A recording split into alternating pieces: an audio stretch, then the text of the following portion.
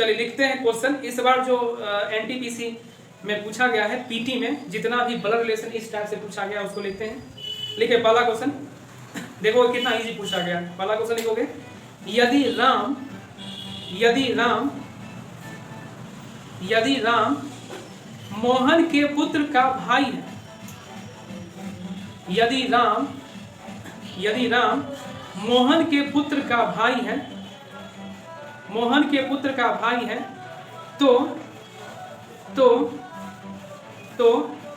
राम का मोहन से क्या संबंध है?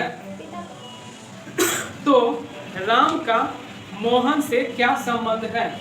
जैसे पहला ऑप्शन हो गया आपका भाई, दूसरा ऑप्शन हो गया पिता, तीसरा ऑप्शन हो गया पोता या नाती, चौथा ऑप्शन हो गया आपका पुत्र। इसमें कौन सा ऑप्शन होगा? ठीक ना, इस बार एनटीपीसी में पूछा गया है यदि राम मोहन के पुत्र का भाई है तो राम का मोहन से क्या संबंध? पिता। ठीक ना, राम का मोहन से, तो देखो लास्ट में कह रहा है कि राम का मोहन से क्या संबंध, तो मोहन जो राम को बोलेगा वही आंसर होगा। तो देखिए यदि राम मोहन के पुत्र का भाई है, राम देखो मोहन हो गया, मोहन का पुत्र का भाई कौन है? राम है कि नहीं? क्या राम जो है मोहन के पुत्र का भाई है? क्या हुआ ना, यही क्वेश्चन कर रहा है।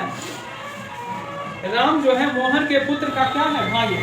तो राम मोहन के पुत्र का भाई है, तो मोहन का भी पुत्र राम है ना हुआ? क्या हुआ कि नहीं? तो इसमें कह रहा है कि मोहन से किस प्रकार राम संबंधित है, तो मोहन से किस प्रकार राम संबंधित है? पुत्र ना करेगा। ये जो है इसका भाई है, तो यहाँ पर प्लस हो गया ना, तो प्लस हो गया, तो ये इसका बेटा, ये दोनों भाई हैं, तो इसका भी तो बेटा ही होगा। तो इसका ऑप्शन क्या जाएगा? पुत्र जाएगा। यहाँ पर मोहन से नहीं लिया है, क्या? हाँ, तो देखें कितना इजी क्वेश्चन था ये, कितना इजी क्वेश्चन था। देखें, चलिए दूसरा क्वेश्चन लिखो। चलिए दूसरा क्वेश्चन देखते हैं जो कि इस बार एनटीपीसी में आया हुआ है। लिखोगे, रमेश मोहित की माँ का ससुर है। रमेश मोहित की माँ का ससुर है। रमेश मोहित की माँ का ससुर है। मोहित विशाल का इकलौता भाई है। मोहित विशाल का इकलौता भाई है। मोहित विशाल का इकलौता भाई है। तो मोहित का रमेश से क्या संबंध है? तो मोहित का रमेश से क्या संबंध है? चलिए आते हैं, इसको बनाते हैं। क्या कर रहा है कि देखिए ये सब ऑप्शन दिया हुआ है, पुत्र या पुत्री, पुत्री या पुत्र, पुत्र, दामाद, पुत्र का पुत्र। तो पुत्र का पुत्र जो कहलाता है वो क्या कहलाता है? पोता कहलाता है। ठीक ना, पुत्र का पुत्र क्या कहलाएगा? पोता कहलाएगा। अब इसमें देखें, कह रहा कि रमेश मोहित की माँ का ससुर है। रमेश जो है मोहित की माँ का ससुर है, तो रमेश मोहित की माँ इसका ससुर, तो इसका कोई पति होगा? क्या पति ना होगा? अब पति का इसका कोई पिता होगा क्या? तब ना उसकी माँ का ससुर हुआ। तो माँ का ससुर कौन है? इसका नाम क्या है? इसका रमेश नाम है। इसी का नाम रमेश है जी। रमेश जो है मोहित के माँ का क्या है? ससुर है। तो मोहित के माँ का ससुर को लाने के लिए पहले पति को लाएंगे, और पति के ऊपर पिता लिखेंगे, और वही पिता का नाम है क्या? रमेश नाम है ना। अब इसमें कह रहा है कि नेक्स्ट लाइन कि मोहित विशाल का इकलौता क्या है? भाई है। मोहित जो है विशाल का इकलौता भाई है। मोहित जो है विशाल का इकलौता भाई है, तो इसका भाई हो जाएगा क्या?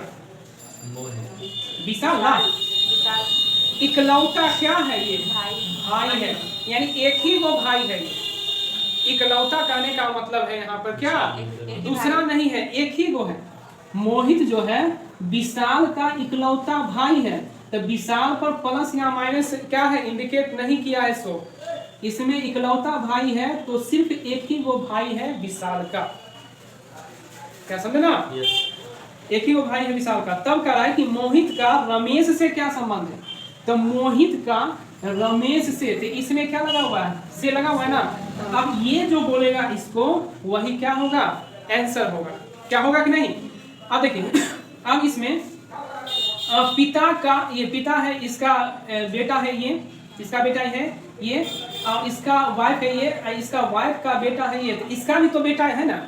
क्या इसका भी बेटा कहलाएगा?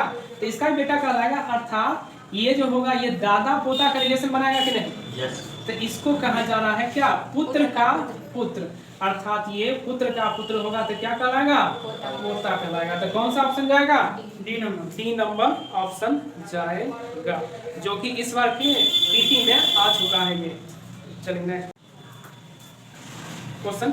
निम्नलिखित जानकारी को ध्यान पूर्वक पढ़ें और प्रश्न का उत्तर दें जो आगे दिया गया है। निम्नलिखित जानकारी को ध्यान पूर्वक पढ़ें और प्रश्न का उत्तर दें।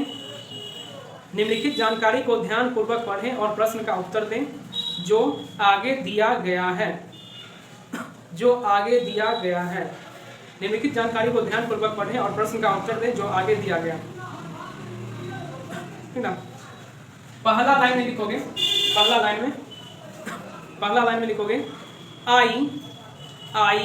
J, K, L, M और N। I, J, K, L, M और N हॉकी खेल रहे हैं।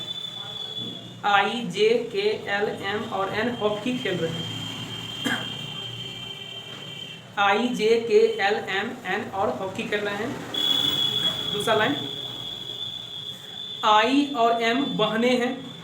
I और M बहने हैं। I और M बहने हैं। और N M का भाई है। और N M का भाई है। और N M का भाई है।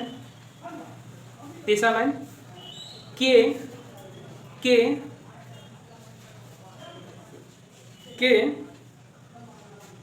I के चाचा का इकलौता पुत्र है।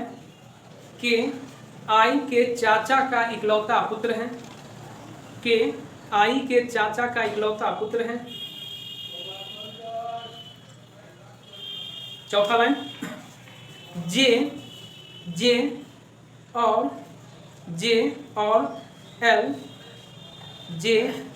L K के पिता के भाई के पुत्र हैं। J और L K के पिता के भाई के पुत्र हैं। J और L K के पिता के भाई के पुत्र हैं। तो